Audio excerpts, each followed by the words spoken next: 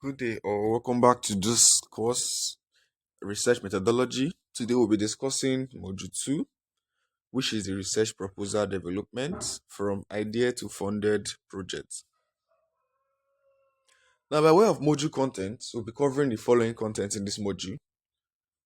Step-by-step process for writing a mini research proposal for admission and funding purposes.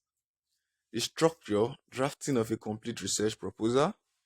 We'll be looking at the do's and don'ts in research proposal and report writing. Then lastly, we'll be covering the conclusion. Now, by way of introduction, what is a research proposal? This is a blueprint and persuasive argument. It is a structured, detailed document that presents and justifies a planned research study. The purpose of a research proposal is to gain approval, either in academic, ethical, or funding, is to demonstrate feasibility, significance, and rigorous planning to serve as a roadmap for your research. Two key types of research proposal is number one, we have the mini proposal, usually 5 to 10 pages for admissions, preliminary approval. Then two, we have the complete proposal from 20 to 40 plus pages. This is used for dissertations, grants, and major projects. Now let's look at the mini proposal. What is the mini proposal? It's usually covered in a 6 week timeline. Now what are some of the structure steps? From week 1 to week 2, we have topic selection, preliminary literature review, then identification of your problem. Then we have week 2 to 3, refine your problem, develop objectives and questions, draft methodology. Then from week 3 to week 4, you write your introduction, your literature review, your methodological section. From week 4 to 5, you develop your timeline, develop your budget, develop references, and the remaining sections. Then for week 5 to 6, you carry out revision, formatting, final polish. Then a tip here is you have to start early, be consistent, then you seek feedback. Now let's look at the complete proposal, the core structures here. Some of the components here are, number one, you have your title pages. This is very, very important. This is the first impression.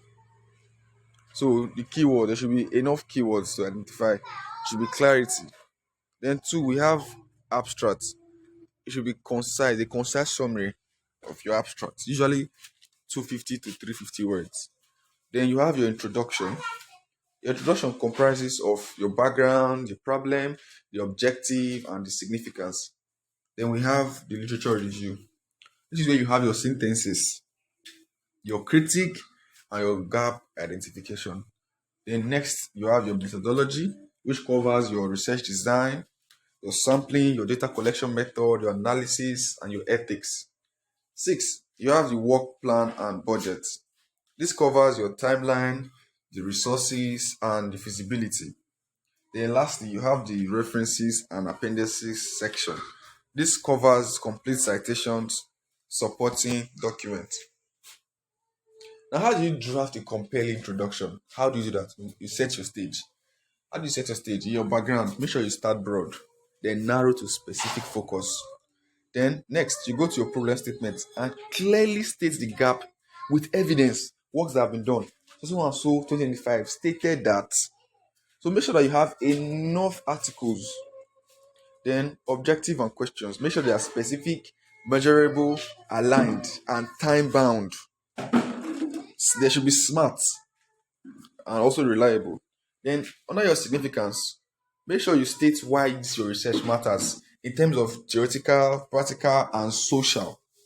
Then in your scope and limitations, make sure you define your boundaries very well. Example, for problems, while remote work is widespread, little is known about what sustains engagement among remote employees in East African organizations. So you just identify the problem. The objective here, to identify organizational factors that influence remote employee engagement in Kenya, Uganda, and Tanzania. So you can see it aligned. The problem statement, you clearly stated the gap with evidence. Then the objective, they were specific, measurable, and aligned. They follow the problem. Very, very well aligned with the problem. Then how do you write a critical literature review? This is like the sentences of the work. Now, let's look at the purpose here. You show command of your field. You identify your gaps and your position your study. Now, how do you structure it by theme, not just by article by article? Number one, you have to do your theoretical framework. Two, you have to have key concept and debate. Three, have empirical findings, synthesize across studies, a lot of studies. Then have a clear identification of research gaps. Now end with a problem or end with a gap statement. Always end with a gap statement. It makes your supervisor know that you know what you are doing. So an example is why much is known about X, the topic you are doing.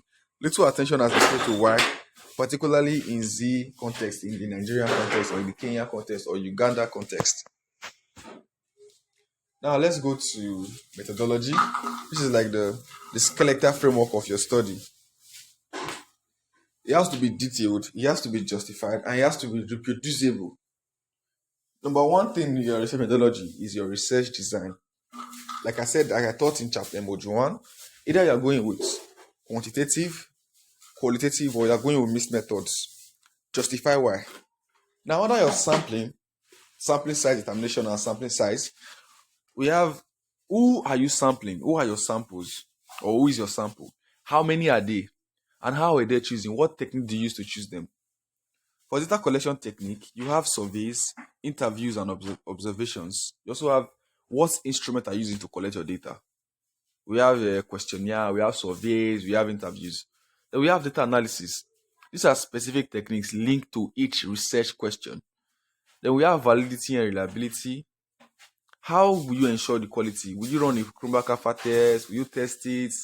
And all this is the validity and reliability. Then we have ethics, informed consent, confidentiality, risk minimization. Be specific enough that someone could easily replicate your study.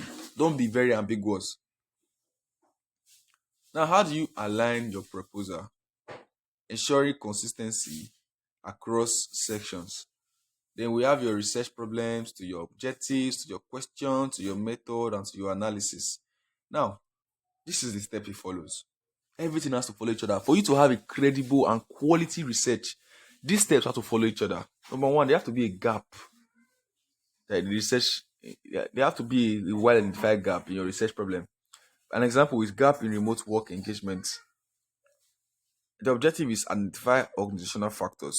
Then the question is what factors influence engagement. The method is employee surveys and interview. Yes, you sit down one-on-one with employees and collect your data. The analysis here is regression and thematic analysis used for perceptions. Make sure you create an alignment matrix to check that every element connect logically. They must follow each other.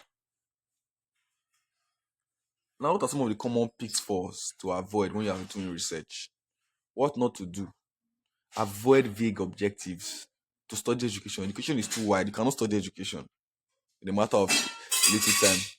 Two, ignore recent literature. Use only sources from 10 years. Don't go and bring 1999 your in-text citations.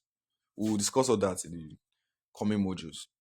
Methodological mismatch. Using a survey to answer why questions. No, it doesn't work like that. Overambitious scope. Trying to solve everything in one study. Be specific.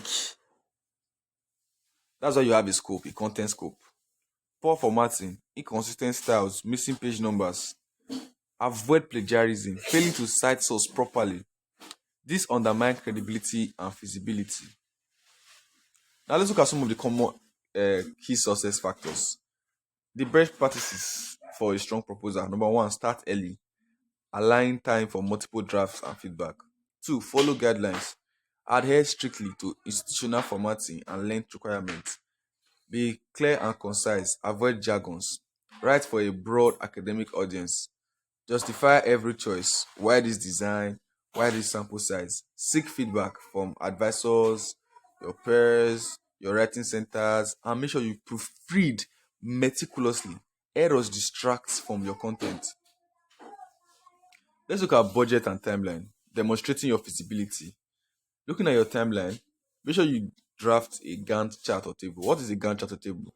This breakdown tasks your literature review, ethical approval, data collection, your analysis, your writing. Be realistic about your time needed. Then budget if required. Itemize your cost, your personnel cost, equipment cost. If you're going to travel, itemize it. Your participant initiative, the funds for printing out questionnaire if you're using primary data, that is qualitative data. Then make sure you justify these major expenses. Include contingency, that is funds that you not plan for, usually 10%. This shows you have planned resources and you are going to use time effectively. Let's look at ethics and integrity. Let's look at non-negotiable foundations. We have informed consents. Your participant that you are giving these questions to, they must understand and they must voluntarily agree. We have confidentiality. Make sure you protect their identity and data. Minimize harm. Assess and address physical, psychological, and social risk. Ethical approval. Obtain clearance from your institution's review board. Then be honest. Make sure there's no fabrication in your project work, there's no falsification, and make sure that you carry out plagiarism very ethically. Then ethical research is credible research. Now, from proposal to project, next step after they have approved it. Incorporate feedback from reviewers and committee. Finalize ethics clearance before data collection. Begin pilot testing your instrument and procedures. Execute your work plan, follow your timeline, and be flexible. Keep detailed record, decisions, data, and changes. Communicate your progress to supervisors, funders. Your proposal is your roadmap. Use it. Now, by way of conclusion, your proposal is your research passport. Yes. A strong proposal demonstrates clarity of thought and planning, rigor in methodology, significance of contribution, feasibility within constraints, integrity in ethical conduct. Begin with a compelling question, justify with evidence, plan with precision, and write with clarity. That will be all for module 2. I will see you in module 3.